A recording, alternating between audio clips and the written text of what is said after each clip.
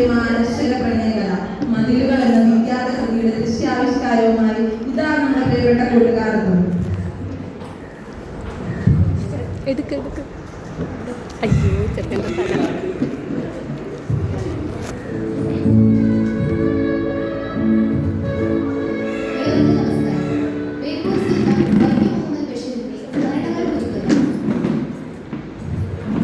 സ്മരണകൾ പുതുക്കുന്ന ഈ ബഷീർ ദിനത്തിൽ സുൽത്താൻ 2026 ഞങ്ങളൊരു ചെറിയ ദൃശ്യാവിഷ്കാരം നിങ്ങൾക്ക് മുന്നിൽ എത്തിക്കുകയാണ്. ബഷീറിന്റെ ഏറ്റവും മനോഹരമായ മതിലുകൾ എന്ന കൃതിയിലെ ഏതാനും ചില രംഗങ്ങൾ നിങ്ങൾക്ക് മുന്നിൽ അവതരിപ്പിക്കും.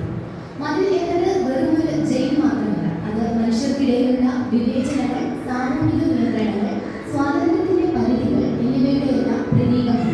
ഏവരുടെയും ശ്രദ്ധ വേദിയിലേക്ക് ക്ഷണിക്കുന്നു. രംഗം 1. സ്ഥലം സെൻട്രൽ ജയിൽ. വലിയ മതിൽക്കെട്ട്.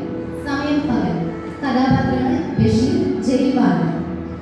ആകാശം മുട്ടുന്ന കരിക്കൽ മതിൽ. അതിനുമപ്പുറം എന്താണെന്ന് ആർക്കും അറിയില്ല. ബഷീർ മതിൽക്കെട്ടിന് സമീപം നടക്കുന്നു. കയ്യിൽ ഒരു സിഗരറ്റ് കഷ്ണം ഉണ്ട്. ഈ മതിലിനപ്പുറം എന്താണ്? ലോകം തുടങ്ങുന്നതാണോ അവസാനിക്കുന്നതാണോ? ഒരു വാർഡൻ അങ്ങോട്ട് വരുന്നു. ബഷീറെ, അവിടെ നിൽക്കാതെ പോയി ജോലി ചെയ്യും. ജയിലർ കണ്ടാൽ ശിക്ഷിക്കും. രംഗം 2. സ്ഥലം മതിലിനടുത്തുള്ള ചെറിയ തോട്ടം. സമയം വൈകുന്നേരം. കഥാപാത്രങ്ങൾ ബഷീർ, നാരായണൻ.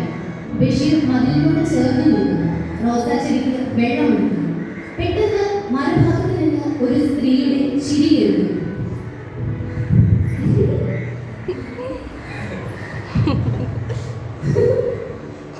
ആരാണിത്? പറയൂ, ആരാണ്? ഞാൻ നാരായണൻ. നാരായണൻ, മധുരമുള്ള പേര്. ഞാൻ ബഷീർ, ചെറിയൊരു എഴുത്തുകാരനാണ്. വയസ്സെത്ര? 22. 22. മധുരമുള്ള വയസ്സ്. ഒന്ന് കാണാൻ പറ്റുമോ?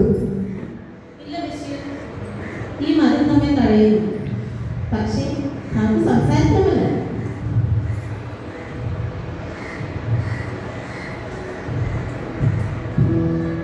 രംഗം 3.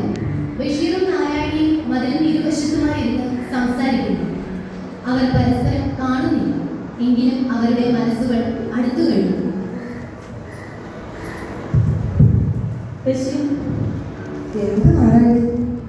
എനിക്ക് നിങ്ങൾക്ക് എന്തെങ്കിലും തരണമെന്നുണ്ട്. ഞാനൊരു മുന്തിരിക്കൊന്ന് തരട്ടെ?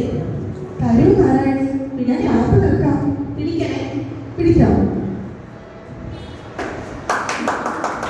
കിട്ടിയോ? കിട്ടി നാരായണി. ഇതിന് നിന്റെ കൈകളുടെ മണമുണ്ട്. ഞാൻ നിനക്ക് റോസാപ്പൂ തരാം.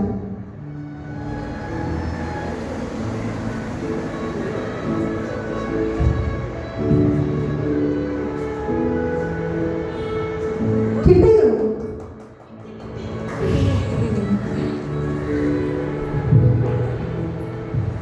രംഗം 4. മറ്റൊരു വൈകുന്നേരം. ഞാൻ ഈ കായം കൊടുത്തത് ഇവിടെ എല്ലാവർക്കും കൊടുക്കട്ടെ? കൊടുക്കൂ നാരായണി, എന്റെയും നാരായണയും വകാം. എന്നെ മാത്രം സ്നേഹിക്കുമോ? എന്താ ഇത്ര സംശയം? ഇവിടെ എന്നേക്കാൾ സുന്ദരിമാരുണ്ട്. ഞാൻ വലിയ സുന്ദരിയൊന്നുമല്ല. ഞാനും വലിയ സുന്ദരനൊന്നും അല്ല. എനിക്കൊന്ന് കാണണം. എനിക്കും ഒന്ന് കാണണം. എന്റെ ദൈവമേ, ഞാൻ ഇന്ന് രാത്രി കേൾക്കായി. ഞാൻ മരിച്ചുപോയാൽ എന്നെ ഓർക്കുമോ? എന്റെ നാരായണക്കുട്ടി, മരണം എന്ന് പറയുന്നത് ദൈവത്തിന് മാത്രമേ നിശ്ചയുള്ളൂ. അത് ആരെ എപ്പോൾ എങ്ങനെയെന്നത് അവന് മാത്രമേ അറിയൂ. ആദ്യം മരിക്കുക ചിലപ്പോൾ ഞാനായിരിക്കും. അല്ല, ഞാനായിരിക്കും മരിക്കുക. എന്നെ ഓർക്കുമോ? ഓർക്കും. എങ്ങനെ ഓർക്കും? അങ്ങനെ കണ്ടിട്ടില്ല, തൊട്ടിട്ടില്ല, പിന്നെ എങ്ങനെ ഓർക്കും? ഈ ഭൂഗോളം മുഴുവൻ എന്റെ നാരായണനെ ചുറ്റപ്പെട്ടിരിക്കുന്നു. ഈ പൂങ്കോളം അങ്ങ് മുഖസ്തുതി പറയുന്നത് എന്തിന്? മുഖസ്തുതി അല്ല, ഞാൻ പറഞ്ഞത് വാസ്തവം. മതിലുകൾ, ഈ മതിലുകൾ നോക്കൂ. ഈ മതിലുകൾ ലോകം മുഴുവൻ ചുറ്റി വരും.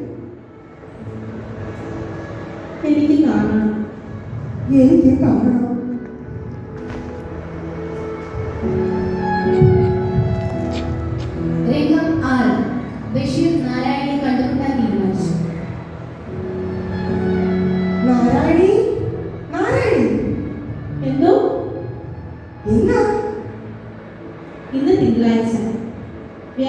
പകൽ 11 മണിക്ക് ആശുപത്രിയിൽ വെച്ചിട്ടാണ്.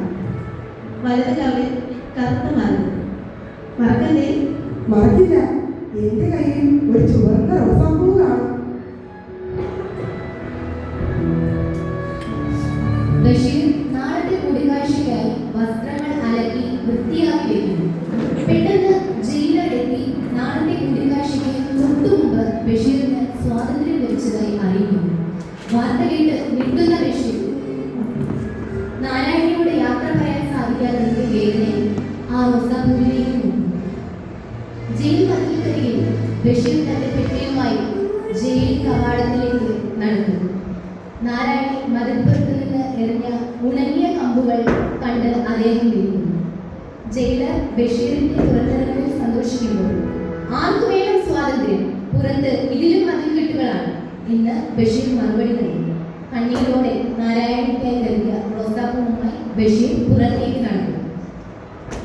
പരസ്പരം കാണാതെ ജയിൽ മതിലുകൾക്ക് ഇരുപുറവും നിന്ന് ശബ്ദത്തിലൂടെ മാത്രം പ്രണയിച്ച നാരായണിന്റെയും ബഷീറിന്റെയും കഥ ഇവിടെ അവസാനിക്കുന്നു.